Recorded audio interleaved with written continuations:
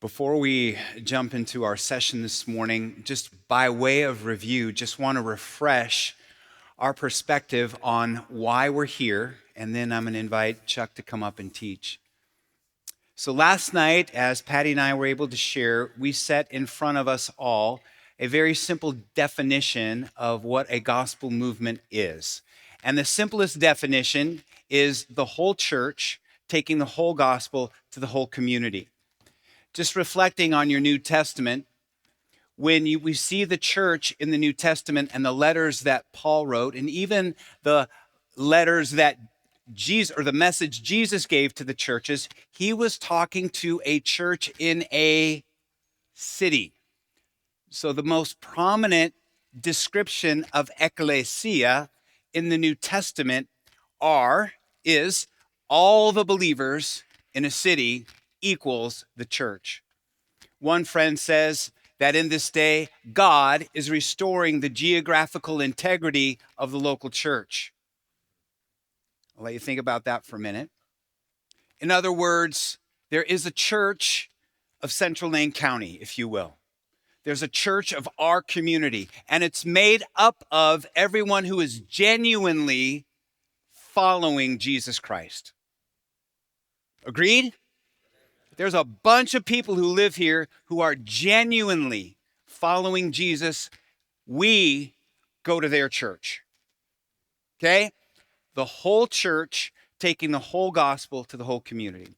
That was the definition. And then I came up and did my best to do a very quick, big list. Go ahead and put up the other slide. Together, pastors and leaders have chosen to operate with three objectives. How do we live in that John 17 unity? How do we walk in oneness so the world will believe, as Jesus prayed? We have chosen, according to the scripture, that we're going to find ways together to pray, together to serve collaboratively, and together share the good news. We're not going to do everything together, but we're going to find ways to do those. Now, and those are some of the initiatives that over the last 15 years, churches and God's people have been engaging in. We're praying together. We've got a rhythm of prayer. We've got a rhythm of collaborating and serving the community and sharing the good news. So this is the frame. Now, today and this morning, Chuck's about to come up here and share about Christ in the workplace and how we as believers can fully live out our faith in the workspace, but then also connect with other believers and connect with the whole.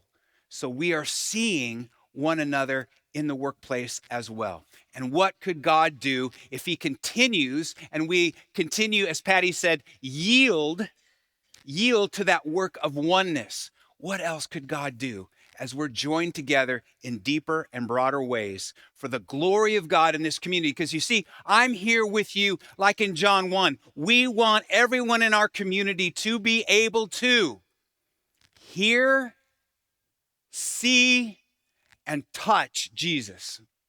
And as we walk in unity, that happens in an increased manner. So this is our context for this morning. That is our review for this morning. Now, I do have to say one more thing before I invite Chuck up, and I just want to acknowledge Ron Sauer. He's here this morning. He's going to leave early today because there is a ribbon cutting ceremony in Springfield because the Thurston Life Foundation is dedicating this wonderful new facility that has just been years of collaboration and great work. Ron, will you just stand up? We just want to honor our brother. It's been a collaboration with Young Life. It's a counseling center. The Washburn Cafe is there. Tracktown Pizza's there. There's a public space there. The pictures. It's a phenomenal, beautiful place. And the ribbon cutting for that is today. So we just want to celebrate that collaboration and that partnership. And it is a huge win for the kingdom of God. Well, we get a real privilege this morning of hearing from Chuck Proudfit. And Patty and I have been acquainted with Chuck probably for the last 6 years. We've heard him speak. We've been at events and spoken with him. He is a graduate from Harvard. He is the founder of At Work on Purpose and Skill Source. He's worked at Ernest and Julio Gallo and Procter and Gamble and other places. He is a wonderful brother. And so, Chuck, why don't you come on up and encourage us and how we can, in greater measure, apply our faith at work and stay connected. Let's hear it for Chuck. All right, have a good go. Good morning, Church of Eugene. I am from the Church of Cincinnati, and I'm so happy to be here. I was just reflecting on that. It's just a pleasure, and it's really a privilege to be with all of you. The background for my story is going to be the background for what I want to share today about faith lived out in the workplace. And so if we just flip to the first slide, start walking you through some of the material that I've got for you today. I have found, and Steve, you were touching on this in such a great way, that the early church understood so seamlessly what it means to live out our faith in all of our lives, including work, which is a place where most of us spend most of our waking hours. We have so lost that sense of an integrated life of faith that in many ways our journey is one of restoration, that we start to understand ourselves collectively as the Big C church in the communities where we work and where we live. And as you can see on this slide here, for At Work on Purpose as a ministry, our vision is one of restoration, that a day would come when we could restore full Christian commitment and contribution to work, because that will be transformational. Next slide. The title for this talk is Choices and Consequences, because we build our legacy, our witness at work, one choice at a time. Sometimes we go to work on an everyday basis and we don't think much about our everyday choices. We're just making a choice and we're getting our work done, and then we go home at the end of the day. But the reality is that the choices we make start to form us as Christians. It's not just what we do, it's who we're becoming. You know, we're not just forming a future, we're choosing whether or not we're going to be conforming ourselves to the image of Christ in and through our work. Our everyday choices have a significant impact on us, but also on our organizations and on our communities and sometimes on our nation. I woke up this morning, I thought, I wonder what's happening in the world. I don't know if any of the rest of you checked out the headlines, but the United States has bombed Iran, which has retaliated and bombed countries all across the Middle East. And all of this is happening in the workplace. And there are lots of Christians involved who are making choices that will have massive consequences. And that's happening right now, real time. I would also suggest to you, when we look through the span of biblical history, we see these climactic moments in the Bible time and again that happened in the workplace. Daniel in the lion's den, Esther when she's speaking up for her people, David and Goliath, all of these were taking place in the workplace. And yet, as Christians, we often separate rather than integrate this idea of faith and work. And so there's a huge issue here, an opportunity here around the choices we make every day at work and the consequences, not just for the workplace, but for the world. Next slide. Perhaps unlike many of you, I did not grow up in the church. I grew up in Boulder, Colorado, the son of two English professors. So I was on the front range of the Rocky Mountains. We had a happy but not a holy household. I knew that there were religious people, but I also knew that we were not a religious household.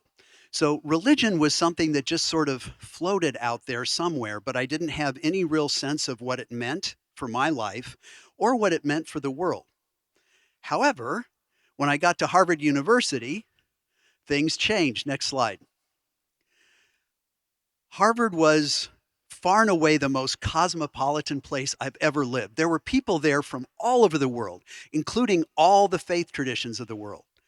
And the people that I met there were amazing. This is a photograph of me with my roommate, Dan J. He was an astrophysics major who became a multimillionaire because he invented cookies. And I don't mean cookies like chocolate chip cookies. I mean the cookies on the internet that track all of us when we're going online and visiting places. That's the guy that came up with them, my roommate. And Harvard was filled with all these people who go out into the world and they make choices that have consequences. While I was at school there, I was struck that I was getting to know so many amazing people like that roommate of mine who came from these different parts of the world and had all found God's truth, and all their truths were contradictory, and truth does not contradict itself.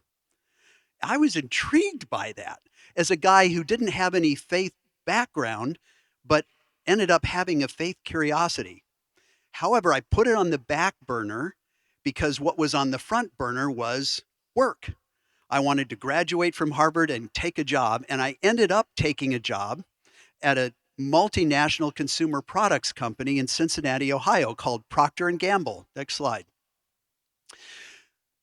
Much to the horror of my parents, two English professors who'd taken out a second mortgage on the house so that their son could go to Harvard, they had visions I would become an academic, and instead, I moved to the parochial Midwest and I sign up for greedy corporate America, and then Procter and Gamble assigns me to toilet paper. So the first week on the job, my mother calls me. I wasn't home, but she left a voicemail. She said, "Chucky, you're flushing your career down the toilet." You know what that's like when you're a young man and you're trying to make your way in the world and your mom's being critical, you just dismiss it. However, I have to confess that after about 6 months, I was starting to wonder if my mom had been right. I had started a company while I was at Harvard that was very successful, and then I sold it when I graduated. So when P&G hired me, they told me that they wanted me to bring an entrepreneurial spark to toilet paper. I remember telling my manager, I said, that sounds like a combustible combination. And it turns out that it was kind of like that because White Cloud, it's now Charmin Ultra, but back in the day it was White Cloud toilet paper, was struggling. It was doing only $59 million of sales per year, and the profits weren't meeting the target. So I ended up traveling across the country doing focus groups with our target market, female heads of household aged 25 to 54, who were consistently telling us that White Cloud was softer and thicker than anyone wanted to pay for to flush down the toilet. So what ended up happening, what got me promoted in my job at 22, after my entire brand group had been fired, and I was the senior person on the brand at 6 months. Think about that for a second. What gets me promoted is to work with manufacturing plants across the country and take 30 sheets off of each roll and wind the rolls more loosely so the diameter looked the same as before the sheet count reduction, and then to take a tiny increase in the thickness of the paper and market it as new and improved. New because it had 30 fewer sheets, and improved because it was thicker than ever.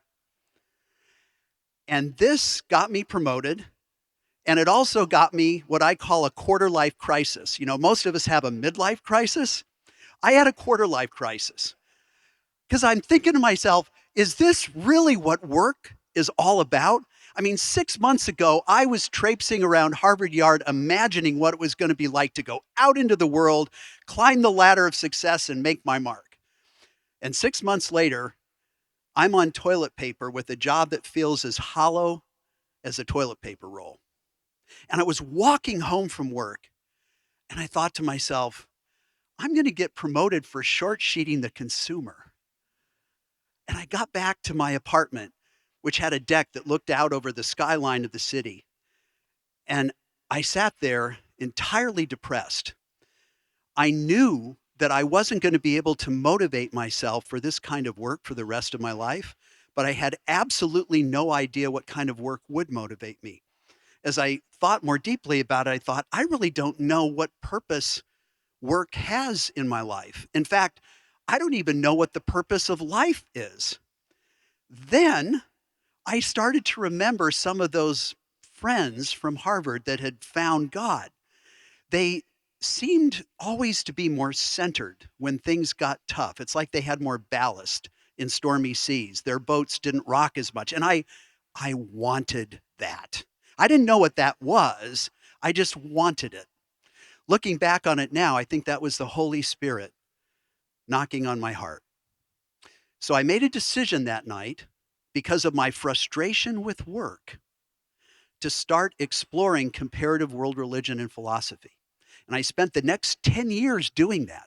Went to all the original source material. I read the Quran, the Bhagavad Gita, the Dhammapada, the Torah, the New Testament, philosophy, like the dialogues of Plato, Analects of Confucius. And I come to Christ as a 30-something young professional with my sense of church largely built around the early church as described in the New Testament, especially my favorite book of the Bible, the book of Acts, where all but one of the supernatural acts of God take place in the marketplace.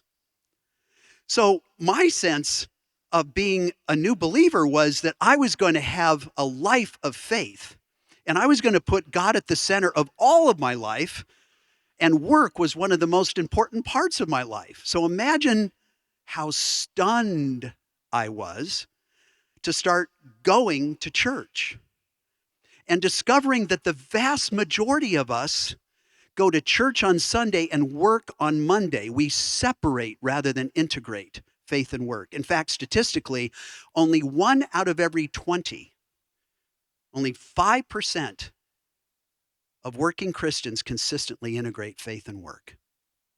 To me, that is an epidemic.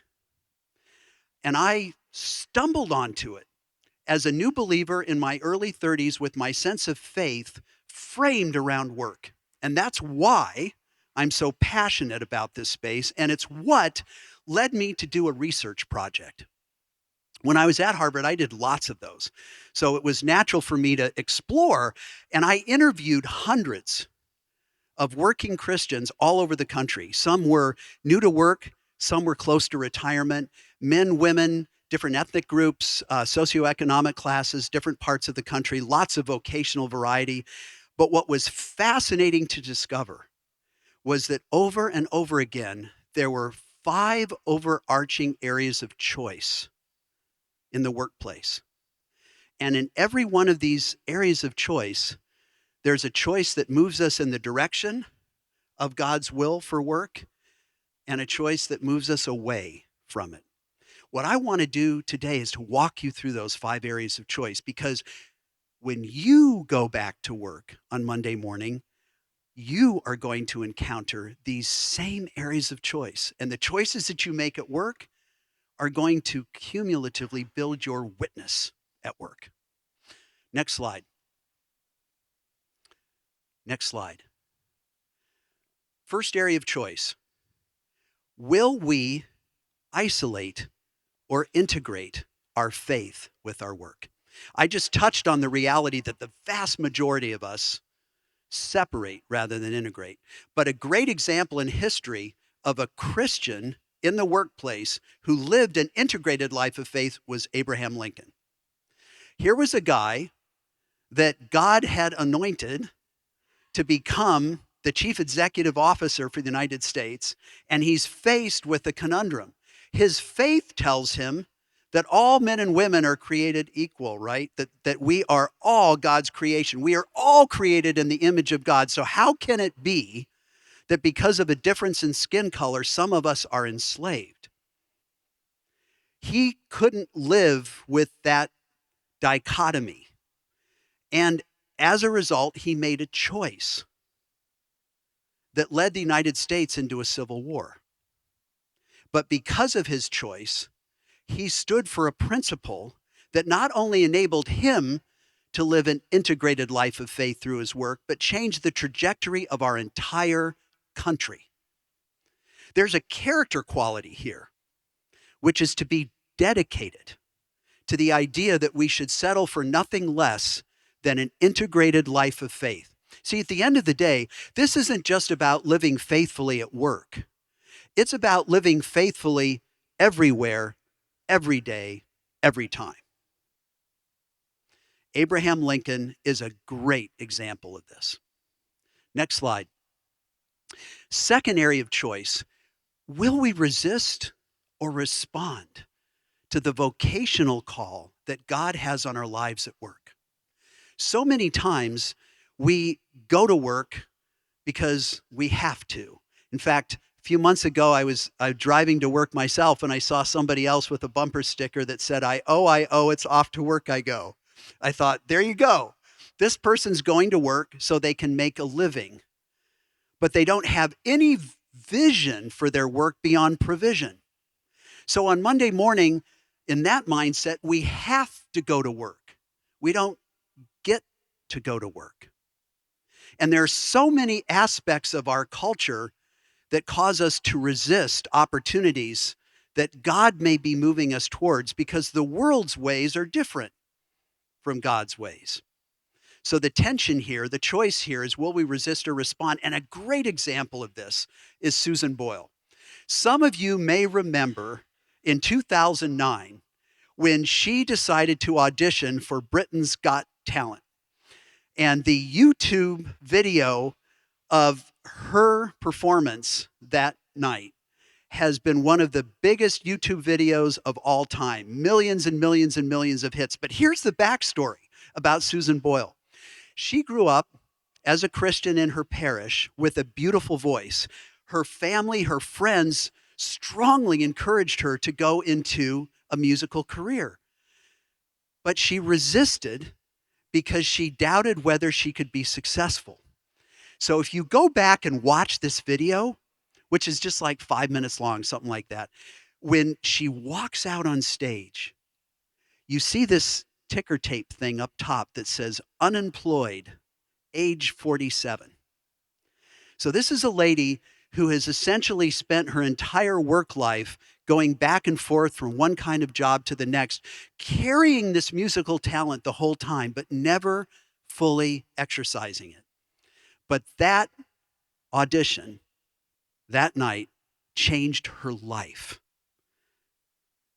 And as you watch her, not just singing, but afterwards, even walking onto the stage, you can see how awkward she is. And she seems bumbling and she hesitates a little bit to answer some of the questions that are asked. And the perception that you have is that she's just not quite with it until she begins to sing. And this is when her gift, this is when her superpower emerges. The character quality here is to be courageous.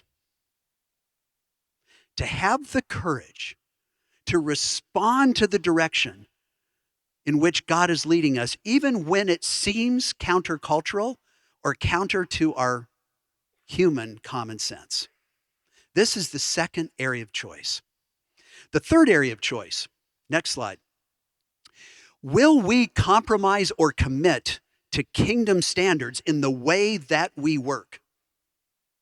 It was 2014 when Volkswagen was caught cheating emission standards with their diesel engines in the United States.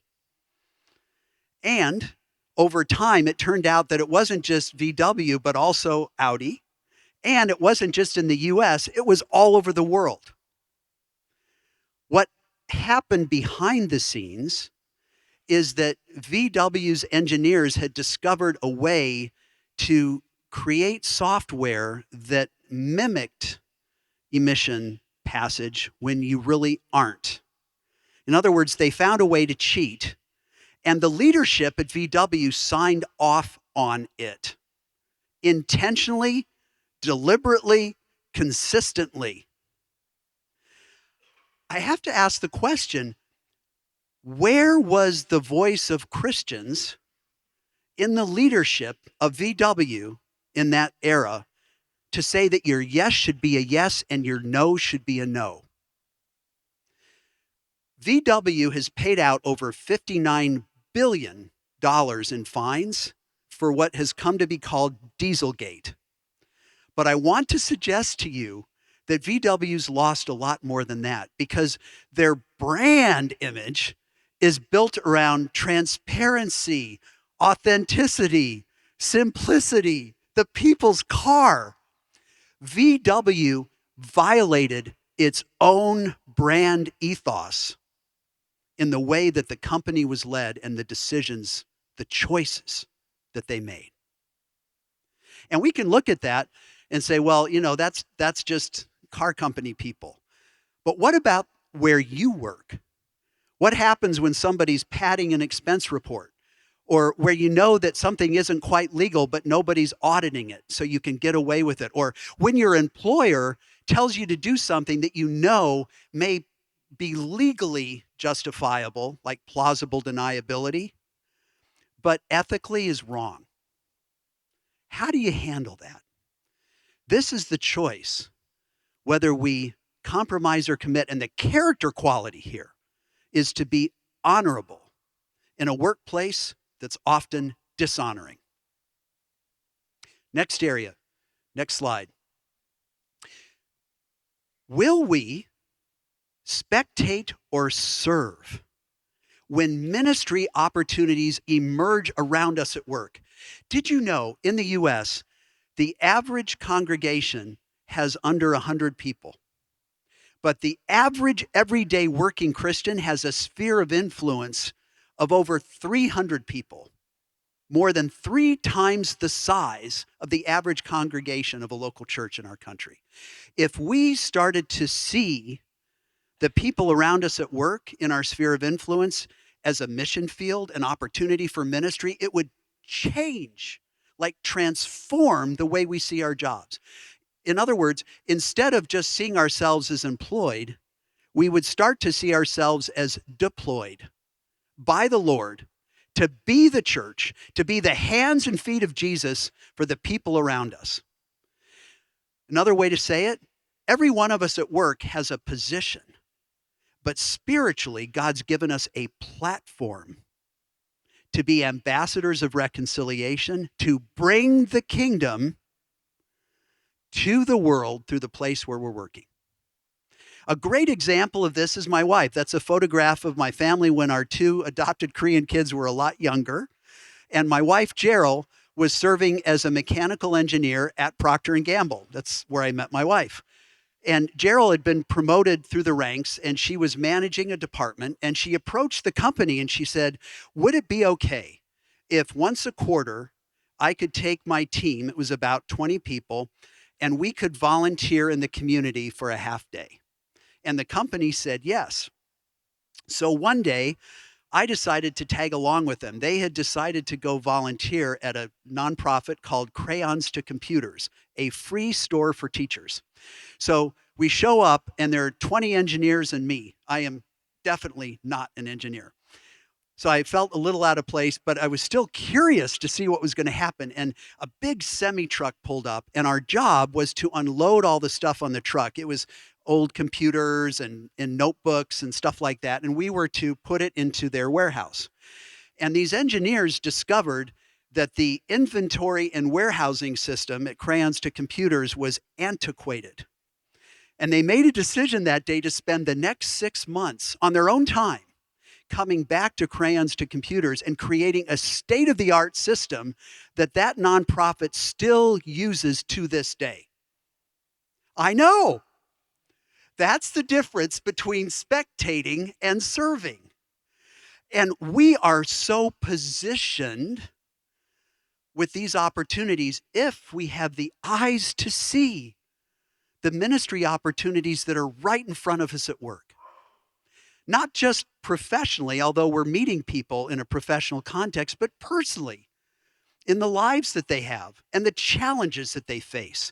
The character quality here is to be involved. To be involved. And then, last but not least, a 5th area of choice. Will we spend or steward the resources God entrusts to us? It was 1876, 100 years after the founding of the United States, and a guy named Eli Lilly decides to create a pharmacy company. He'd been a pharmacist himself, and he had this idea, well, I could provide all the stuff that pharmacists need on a wholesale basis and make it easier to go to one place to get all the stuff that a pharmacist needs. And being a pharmacist, he came up with some cool innovations himself. For example, the gelatin capsule. Eli Lilly invented that. And Lilly Pharmaceuticals really took off. And Eli Lilly was a Christian. So early in the development of the business, through what emerged as a very big family business, he created a culture of generosity. And today, Eli Lilly, through its foundation, gives away millions of dollars every year for the Big C Church in grants of all kinds. In fact, this year and last year, that foundation has surpassed the Bill Gates Foundation to be the largest granting foundation in the world. I know, because one Christian established a culture of generosity. That's the character quality here. I mean, Eli Lilly could choose to keep all that money for themselves, but instead they're choosing to steward it for the common good. And they're routing it philanthropically in ways that don't just work in our stained glass tradition, but in a plain glass world. They've found that way to walk back and forth between stained glass and plain glass. So you look at these 5 areas of choice, next slide, and you imagine to yourself, how cool would it be if you could go to work on Monday morning and find just one Christian at work that was choosing to integrate rather than isolate, respond rather than resist, commit rather than compromise, serve rather than spectate, and steward rather than spend. It would be awesome to see just one working Christian consistently making choices like that at work. Dream with me, though. What would the world look like if every Christian at work made choices like that? It wouldn't just transform the workplace, it would transform the world. That's the legacy that we have the opportunity to build, one choice at a time. And like I said at the beginning, sometimes our everyday choices don't seem so consequential, but often they really are. And cumulatively, collectively, they're of significant size. You know, we can talk about the idea of a flourishing world, right? We'd love to see Eugene flourish rather than languish. And we can talk a lot about what that looks like, but I would suggest to you that the point of inception is all of us in our everyday choices. And then collectively, it emerges as an outcome. What is transformation? What is flourishing? How do we know that Eugene has gotten to a place where it's a flourishing community? That's why I was fascinated when my alma mater, Harvard University, did a landmark study in 2016 called the Harvard Human Flourishing Project. This was a fascinating project because these were a bunch of very bright researchers who were approaching human flourishing from what we would describe as a secular viewpoint. Now, I know theologically there is no such thing as secular, right? Anything that isn't sinful is sacred. But I use that word because that was the mindset for all of the researchers that did this study. And what was fascinating in 2016 is what came back. They discovered that there were 4 pathways that lead to flourishing, whether it's an individual life or whether it's a flourishing community. You need to see flourishing in a family. You need to see flourishing in education and learning. You need to see flourishing in and through work. And then, wait for it, this secular research project comes back and discovers that there's a 4th necessary pathway, which was religious community. Now, think about that for a second. You know, when Harvard was founded, It was actually intended to be a university that would raise up pastors. But I can tell you, as a Harvard grad, a couple years ago, I read an article in our newspaper that the university had just hired an atheist as its chaplain. Because at Harvard, that's the way things are these days. So imagine how stunning it was to have this research come back and identify religious community as one of 4 necessary pathways for human flourishing. So, next slide. I wanted you to see this because what's come out of those 4 pathways is originally 5 and now 6 domains, as they're called, for human flourishing. And you can look at these terms, you guys, and there's no rocket science here, okay? It's common sense to say, well, yes, if you had all that stuff, you'd have a flourishing life. The problem with common sense is that it's not very common. We can know what's the right thing to do, but it doesn't mean we're going to do it. You should eat the broccoli instead of the French fries, but how often does that really happen? So you see on here basic but profoundly important qualities, domains for a flourishing life: financial and material stability, close social relationships, character and virtue. We just touched on that. Meaning and purpose, mental and physical health, and ultimately happiness and life satisfaction. Happiness, of course, from an emotional point of view, I feel great about my life. But life satisfaction in the sense that you can actually step back and reflect on your life and say, I've got a good life. I would wager this morning or this afternoon or whatever time it is in Iran that the citizens of that country are saying, I don't have a very good life right now. Can you imagine what it must be like for them in this moment? There are pockets of poverty in Eugene that have many different faces, and those people are waking up this morning and they wouldn't describe their lives as flourishing. But all of you, as the Church of Eugene, have an opportunity to change that. And together, you are that one hope. Thank you.